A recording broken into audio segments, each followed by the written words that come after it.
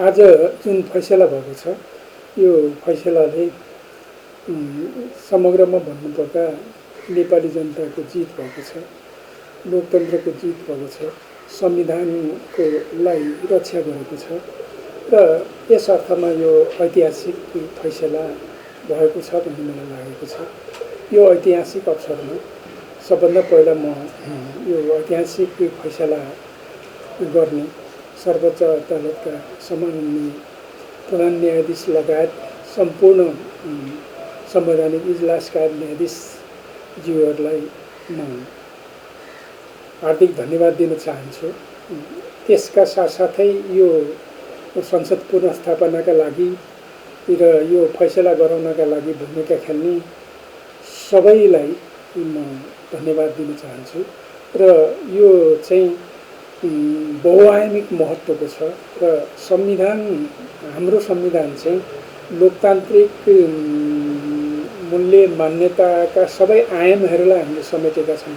त्यसको साथसाथै नयाँ केही मौलिक प्रावधानहरू पनि हामीले राखेका छौँ र त्यस अर्थमा हाम्रो संविधान जति प्रष्ट छ त्यही प्रष्टताका साथ आज सम्मानित सर्वोच्च अदालतले फैसला गरेको छ। यो फैसलाले अहिलेको गाँठो त फुकाएको छ, अहिलेको राजनीतिक निकास पनि दिएको छ र यसले चाहिँ बहुआयामिक हिसाबले अब बनाउन संसद विघटनकै सन्दर्भमा सबै हामी संवैधानिक निकायको अथवा राज्यका अङ्गहरूलाई पनि धेरै राम्रोसित दिशानिर्देश गरेको छ। अब यो धेरै राम्रो व्याख्या छ, उच्च स्तरीय व्याख्या छ। यो बौद्धिक कानुनी हिसाबले, दार्शनिक हिसाबले, सैद्धान्तिक हिसाबले, वैचारिक हिसाबले, हरेक हिसाबले यो स्तरीय छ। मलाई प्रथम दृष्टिमै यो जो सुने अब यो अलि लामो जस्तो लाग्छ, तर यो यसले चाहिँ एउटा सिद्धान्त प्रतिपादन गरेको छ। त्यसकारण यो फैसला ऐतिहासिक छ। अब यसले चाहिँ अब वास्तवमा हामी सबै नै चाहिँ अलि बढी नै चिन्तित थियौँ कि किनभनेदेखि यो प्रतिनिधि सभा विघटन मात्रै होइन, यसको साथसाथै यसले चाहिँ अब यो व्यवस्थामाथि नै चाहिँ अलिकति चाहिँ धक्का दिन लागिरहेको थियो र यो राष्ट्रिय हितमा नै धक्का लाग्ने खतरा पैदा भइरहेको थियो। यो फैसलाले यी सबै चाहिँ खतराहरूलाई को अन्त्य गरेको छ र एउटा नयाँ अध्याय सुरुवात गरेको छ। सम्मानित संवैधानिक इजलासको आजको फैसला ऐतिहासिक छ। नेपाली काङ्ग्रेस पार्टी यसलाई स्वागत गर्दछ। यो फैसलाले एकसाथ महत्त्वपूर्ण 3वटा सन्देश दिएको छ। एउटा सन्देश, यदि कार्यपालिकाले संविधान कानुन भन्दा बाहिर गएर कार्य गर्दछ भने हामीले संविधानमै व्यवस्था गरेको जे प्रबन्ध हो त्यो बमोजिम संविधानको रक्षा गर्ने सवालमा, संविधानले दिएको अधिकार बमोजिम संविधानको सही व्याख्या गर्ने सवालमा हाम्रो न्यायालयले त्यो कर्म गर्न सक्दछ भन्ने कुराको सन्देश दिएको छ। र संवैधानिक इजलासले वास्तवमै सम्मानित संवैधानिक इजलास आजको फैसलाबाट साँचो अर्थमा सम्मानित चाहिँ पुष्टि भएको छ। अर्को सन्देश यसले राजनीतिक रूपमा पनि दिएको छ। संविधानका धारा उपधाराहरूको एउटा विषय छ। राजनीतिक रूपमा दिएको सन्देश के हो भने विकल्पहरू छँदाछँदै हामीले त्यो बेला निर्माण गर्दा 47 सालको संविधानभन्दा फरक रूपमा चाहिँ जुन 76(5) को व्यवस्थापन गरेका थियौँ त्यो प्रयोग गरेर, आफ्नो विवेक प्रयोग गरेर सांसदहरूले संसदको 5 वर्ष स्थिरताका लागि गर्न सक्ने निर्णयमा हुई पनि लाग्दैन र त्यो निर्णय गरिरहँदै गर्दा दलको निर्णय पनि जरुरी पर्दैन र त्यो निर्णय गरिराखेर संसदलाई जोगाउने राजनीतिक जे अधिकार सांसदलाई दिएको त्यसको सुरक्षा र त्यसको सम्मान पनि गरेको छ। सँगैमा यो फैसलाको अन्तर्निहित आत्माको व्याख्या गर्नुपर्दा अब नेपालको संविधान सभाले निर्माण गरेको संविधानभित्रबाट कुनै पनि अधिनायकको जन्म, यसबाट अधिनायकवादतर्फ लिएर जान्छु भन्ने दुस्वप्न आजका प्रधानमन्त्री मात्रै होइन भविष्यका कसैले पनि गर्नुहुन्न। त्यसकारण यो संविधानभित्रबाट लोकतान्त्रिक प्रक्रियाको लागि सुरक्षित गरिएको बाटो र त्यो बाटोबाट नेपाल र नेपाली जनताको हितको यात्रालाई विधिभित्रै लिएर जानुपर्छ भन्ने कुरोलाई पनि स्थापित गरेको छ। नेपाली काङ्ग्रेस पार्टीको लागि आज भएको फैसला पछाडि दिइएको परमादेश, 2 दिनभित्रमा प्रधानमन्त्री बनाउने व्यवस्था, 7 दिनभित्रमा संसदलाई स्थापित गर्ने व्यवस्था, यसले नेपाली काङ्ग्रेस पार्टीको लागि सरकार निर्माण गर्ने अवसर मात्रै होइन। नेपाली काङ्ग्रेस पार्टीको प्रवक्ताका रूपमा मैले सार्वजनिक रूपमा भन्दै गर्दा पनि, मेरो व्यक्तिगत पनि र देशभरिका साथीहरूको कुरा पनि राख्दै गर्दा पनि, मेरो पार्टी सभापतिजीलाई नै भन्दै गर्दाखेरि पनि यो केवल सरकार बनाउने अवसर होइन है, यो इतिहास निर्माण गर्ने, सरकार निर्माण गर्ने होइन, इतिहास निर्माण गर्ने अवसर हो। त्यसैले यो बेलामा नेपाली काङ्ग्रेस पार्टी एउटा जेठो दल, एउटा पाको दल, एउटा जिम्मेवार दल बडा संयमताका साथ अहिलेको फैसलालाई सम्मान गर्दै, श्रद्धापूर्वक यसलाई कार्यान्वयनतर्फ जाँदै गर्दा संयमतापूर्वक सबैलाई समन्वय गरेर जाने दृढता पनि राख्दछ।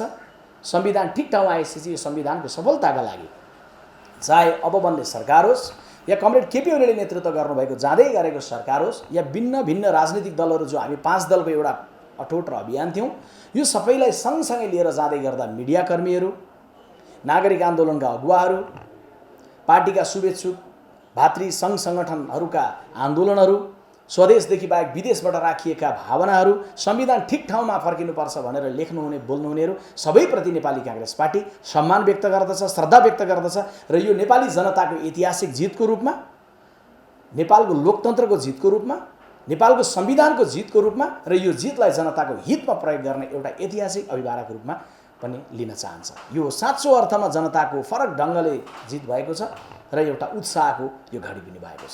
सबभन्दा पहिले त आज सर्वोच्च अदालतको फैसलाको बारेमा हाम्रो धारणा चाहिँ के हो भनेर बुझ्नु आवश्यक छ।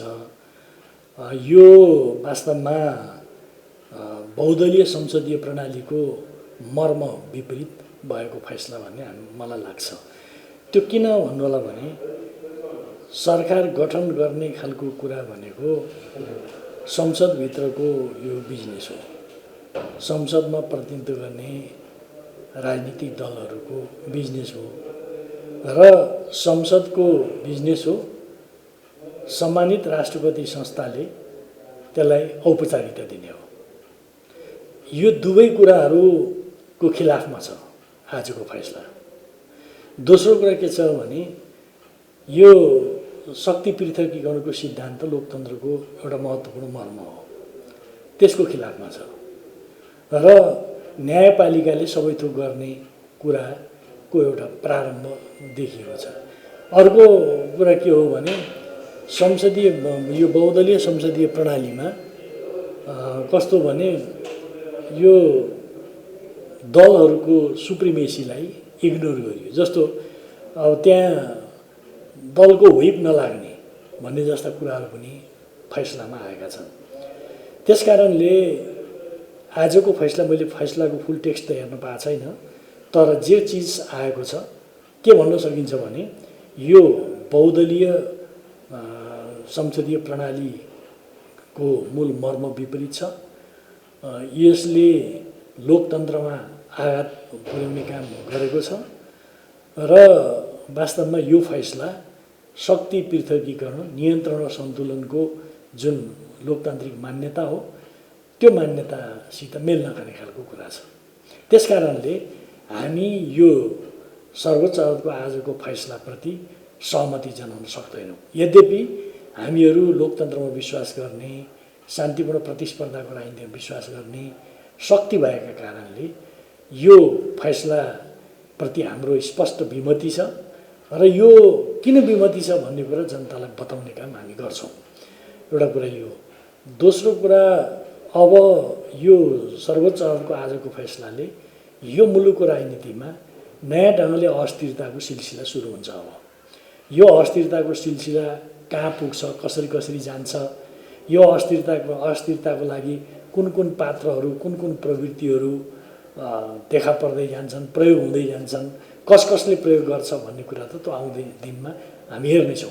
त्यसकारणले यसको बहुदलीय लोकतान्त्रिक प्रणालीको मर्म विपरीत गरिएको यो फैसलाप्रति सहमति जनाउन सकिन्न यो सर्वथा गलत लोकतन्त्रको यो घाँटी निमट्ने हिसाबले आएको फैसला हो। यो फैसला नेपालको कानुनी इतिहासमा आज मैले चाहिँ कालो दिनको रूपमा व्याख्या गरेको छु। जहिले पनि सरकार निर्माणको प्रक्रिया आवधिक निर्वाचन मार्फत निर्वाचित हुने जनताका प्रतिनिधिहरू अथवा सांसदहरूले गर्ने कुरा हो। हाम्रो संविधानले राष्ट्रपतिज्यूले प्रधानमन्त्रीको घोषणा गर्ने र उहाँले बहुमत अथवा अल्पमतको परीक्षण चाहिँ विधायिका संसदमा गर्ने प्रावधान राखेको छ र यदि संसद विघटनको प्रक्रियामा सर्वोच्च अदालत असहमत थियो भने उनले संसद पुनर्स्थापना गरिदिएर 76(5) अनुसारका दुवै प्रधानमन्त्रीका दाबीहरूलाई संसदमा परीक्षण गर्नु भन्न सक्नु पर्थ्यो। त्योभन्दा माथि उठेर नेकपा एमालेका विद्रोही सांसदहरूलाई हुइप नलाग्ने, राष्ट्रपतिज्यूद्वारा जारी गरेका सबै पत्रहरू बदर हुने, 2 दिनभित्र शेरबहादुर देउवालाई प्रधानमन्त्री बनाउन परामर्श जारी गर्ने र 7 दिनभित्र संसदको बैठक गर्ने भनेपछि सर्वोच्च अदालत चाहिँ नेपालमा यति धेरै निरङ्कुश हुन खोजेको। हुन त राणा व्याकरणबाट आएको हुनाले आफ्ना पुर्खाका श्री 3 राणाजीहरूको पनि सम्झिनु होला चोलेन्द्रजीले। उहाँले चाहिँ नि व्यवस्थापिका, कार्यपालिका, न्यायपालिका, संवैधानिक अङ्ग, राष्ट्रपतिज्यू सबैको अधिकार आफैले यो फैसलाबाट प्रयोग गर्न खोज्नु भएको छ। यो फैसला आम एमालेका समर्थक, शुभचिन्तक, जनसङ्गठन र नेता कार्यकर्ताहरूले यसलाई स्वीकार गर्दैनन्। यसले मुलुकलाई थप द्वन्द्वतर्फ फसाउँदैछ र यो फैसलाले राजनीतिक समाधान दिँदैन। यसले राजनीतिलाई विघटनको दिशामा लैजान्छ र यसले पार्टीको बहुदलीय व्यवस्था र संसदीय प्रणालीलाई ध्वस्त पार्छ र पार्टीको अनुशासन उल्लङ्घन गर्ने मान्छेहरूलाई पुरस्कार प्रदान गर्ने र कुनै पनि व्हिप जारी नहुने र संसदीय प्रणाली नै ध्वस्त गरेर निर्दलीय व्यवस्थाको चाहिँ शुभारम्भ हुने क्षणमा यो गएको छ र देशी विदेशी शक्तिहरूको सेटिङमा जुन खालको विपक्षी गठबन्धनको आडमा चोलेन्द्रजीले यो फैसला गरेर जसरी खिलारा रेग्मीजी विगतमा प्रधानमन्त्री बन्नुभयो, उहाँ चाहिँ शेरबहादुर देउवालाई प्रधानमन्त्री बनाउने, त्यस पछाडि 35 दिनभित्र उहाँले विश्वासको मत लिन नसक्ने, त्यस पछाडि पुनः संसद चाहिँ नि अनिर्णयको बन्दी हुने, थारो गाई जस्तो हुने, त्यस पछाडि चोलेन्द्र शमशेरजी यो मुलुकमा नयाँ प्रधानमन्त्रीको रूपमा उदय हुने, यो खालको सेटिङका साथ यो फैसला आएको भन्ने हामीले अनुमान गरेका छौँ। त्यसो हुनाले यसको विरुद्ध अब हामी चाहिँ एकदम मैदानमा युवासँग आजबाट निस्केको छ। देशव्यापी रूपमा ठुलो आन्दोलनको आँधीबेर सिर्जना हुन्छ भन्ने लाग्छ। जस्तो यहाँले खिलाज रेग्मीकै दोस्रो संसदको रूपमा चोलेन्द्र शमशेर आउनुहुन्छ कि भन्ने आशंका व्यक्त गर्नुभयो, तर आजको फैसलाले त शेरबहादुर देउवालाई प्रधानमन्त्री बनायो भनेर बोलिसकेको अवस्था छ नि। शेरबहादुर देउवाजीलाई प्रधानमन्त्री बना भन्नुहुन्छ उहाँले। यदि त्यो परामर्श जारी लागू भयो भने 1 महिनाभित्र 35 दिनभित्र विश्वास मत दिनुपर्ने हुन्छ। शेरबहादुर देउवाजीसँग विश्वास मत छैन, किनभने नेकपा एमाले अलमोस्ट मिलेको अवस्थामा छ। 2-4 जना केही सांसदहरूले देउवाजीले समर्थन गर्नुहोला, त्यो गरेको पनि संसदीय व्यवस्थामा उहाँहरूलाई कारबाही हुन्छ र उहाँहरूको भ्यालु शून्य हुन्छ, उहाँहरू जिरो भ्यालुमा जानुहुन्छ र यो फैसलाले एमाले विभाजित गर्ने, जनता समाजवादी पार्टी विभाजित गर्ने र देउवालाई जबरजस्ती प्रधानमन्त्री बनाइदिने, उहाँले विश्वास मत ल्याउन नसके पछाडि मुलुक अस्थिरतामा जाने र चोलेन्द्र शमशेर नयाँ खिलारा रेग्मी बन्ने डिजाइन अन्तर्गत भएको फैसला हुनाले यो फैसला कार्यान्वयन हुने कुरामा चाहिँ म आशंका दिन्छु। न्यायपालिकाको फैसलाको रूपमा स्वीकारेका छैनौँ। न्यायाधीशहरूले स्वतन्त्र न्यायपालिकाको आडमा कार्यपालिका, व्यवस्थापिका, राष्ट्रपति, संवैधानिक निकाय लगायतका देशी विदेशी शक्तिहरूको आडमा र विपक्षी गठबन्धनको आडमा गरेको चाहिँ एउटा हमला